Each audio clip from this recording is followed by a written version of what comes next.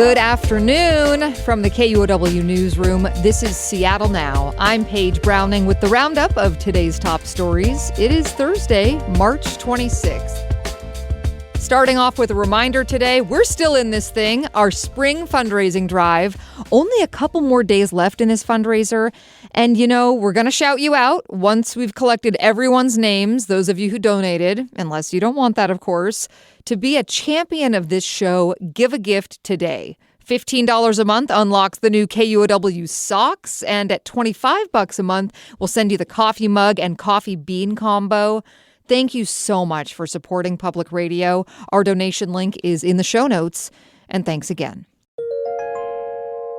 We just got to ride the new light rail connection across Lake Washington.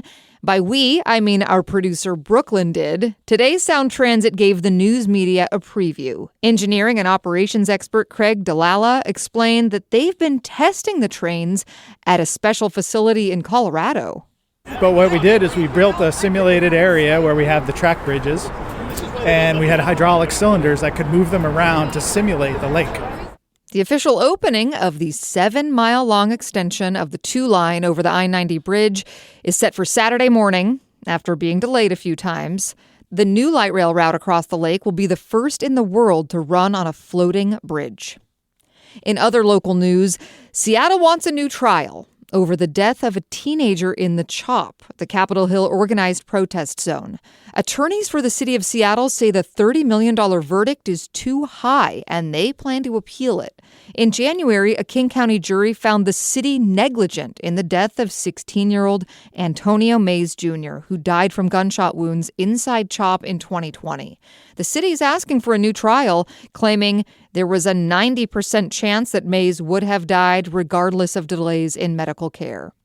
The courts were busy today. Dozens of people charged with criminal trespassing during protests at UW entered not guilty pleas. 33 people are accused of causing more than $1 million in damage to a UW engineering building. They were rallying in support of Palestinians and took over the building to demand the university cut ties with Boeing due to its military contracts with Israel. If convicted, the participants could face jail time and a $5,000 fine.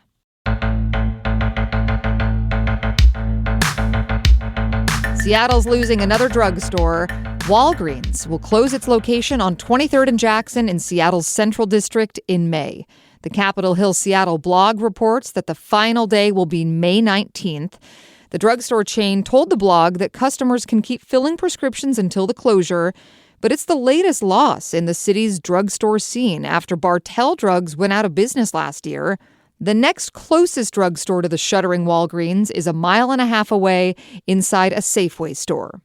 To Olympia, state lawmakers had to make some tough budget cuts this year, but they saved a program that provides long-term health care for non-citizens who are in the country legally. State government reporter Sarah Mizes-Tan has more. Liliana Chernova is a refugee from Ukraine who lives in Battleground, Washington. She cares for her mother-in-law, who has stage 4 cancer. If our mother-in-law will lose her Medicaid, it is equal to the death. It is the same. Because in her situation, she will not be able to get medicine, she will not be able to get care she needs, she cannot go to the doctor. Lawmakers have set aside $19 million to fill in the federal government's cuts to Medicaid, which pays for the care Liliana is giving her mother-in-law. Legislators say this was a tough budget year that required prioritizing the state's most vulnerable, and preserving access to this program was part of that effort. In Olympia, I'm Sarah Mizes-Tan. Also in Olympia, state lawmakers cleared the way for hundreds of millions of dollars to be invested in the state's free preschool program for low-income households. During the legislative session, lawmakers created the Pre-K Promise account that allows the state to accept massive philanthropic gifts from the Ballmer Group over the next decade to expand its free preschool program by up to 10,000 slots. Katie Warren is with the Washington State Association for Head Start and ECAP. She says even with this investment, there are infrastructure challenges that'll need to be addressed to support more students, such as finding more classroom space. You cannot open a classroom if you do not have a classroom to open, right? And That classroom has to be safe for children who are 3 and 4, right? And finding the funds to do that too. On top of needing more space, Warren says to accommodate more students enrolling in the state's free preschool program, more qualified educators will be needed as well.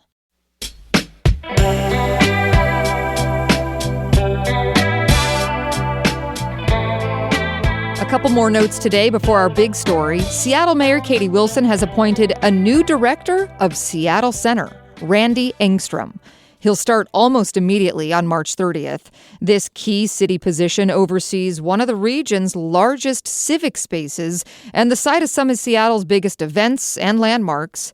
Engstrom previously served as director of Seattle's Office of Arts and Culture, and his appointment gained celebration today from the arts entities of Folklife, Art Noir, and Langston Seattle. And it's opening day of baseball for the Mariners tonight at T-Mobile Park, and just in time, the team has finally announced how to watch them through cable and satellite TV. On Comcast Xfinity, the channel is 1261. If you have DirecTV, it's channel 687. For cord cutters, you can purchase a streaming package from the team directly. No option for bunny ears users. I'm still watching the PWHL on YouTube while it's still free there. Now, our feature story today. The U.S. Supreme Court heard a case this week challenging how states allow people to vote by mail. Local election officials are trying to figure out how to respond. To learn more, politics reporter Scott Greenstone spoke with KUOW's Kim Malcolm. Scott, what is this case all about?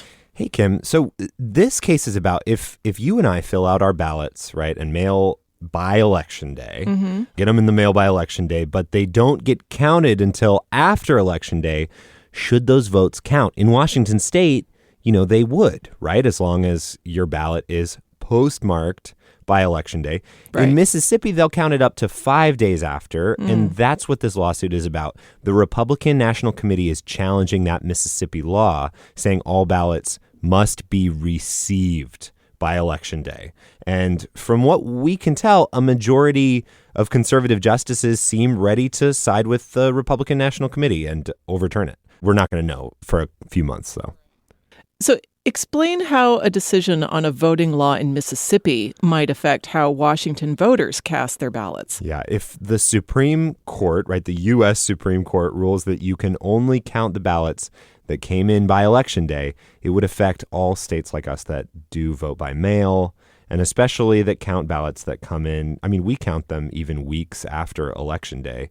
In 2024, the Washington Secretary of State told me 127,000 votes came in after Election Day. Almost 7,500 of those were military and overseas voters. All of those votes would get thrown out. If this ruling were to come to pass. Yes, that's right. Yeah. Okay.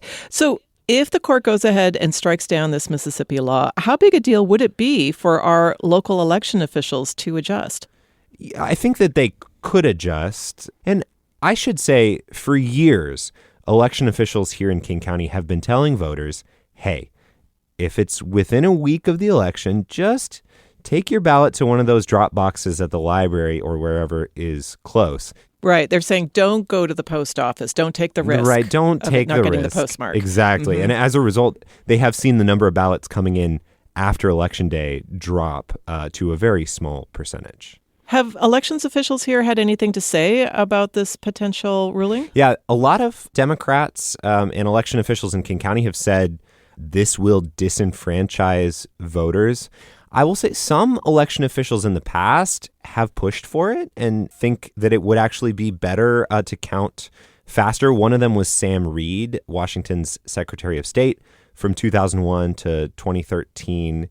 Now, he says longer counts actually do mean the counters, the folks who count the ballots, they're taking their time to make sure it's right. And while he did run as a Republican, he does not think the Republican National Committee should win this SCOTUS case. But Reed does think ballots should be counted quickly, to be fair, actually, to elected officials. A lot needs to be done to prepare for serving, and I really think that it's not fair to have elections drag on forever.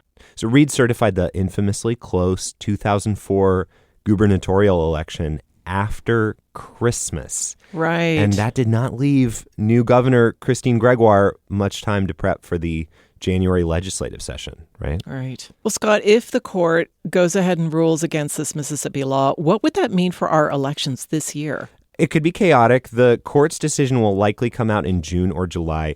We mail military ballots for the primary in mid-June. So King County election staff told me they're talking about deploying more ballot drop boxes potentially, or looking at other counties where, you know, the League of Women Voters have put signs near those blue USPS mailboxes on the street, right? When elections are coming up, is saying, hey, if you're mailing your ballot and it's close to the election, just think about maybe walking or driving it over to the light blue ballot drop box, the ones that say vote in a lot of different languages. Politics reporter Scott Greenstone speaking with KUOW's Kim Malcolm. Next time on Seattle Now, it's Casual Friday, and we're talking about the possible return of the Supersonics. But some folks just still aren't over what happened in 2008. I mean, we went to Oklahoma, and I told my brother and my husband, don't just talk about the Sonics. We get there, I did all the talking about Trash talker, see? being every Uber driver. So what do you think about stealing our team?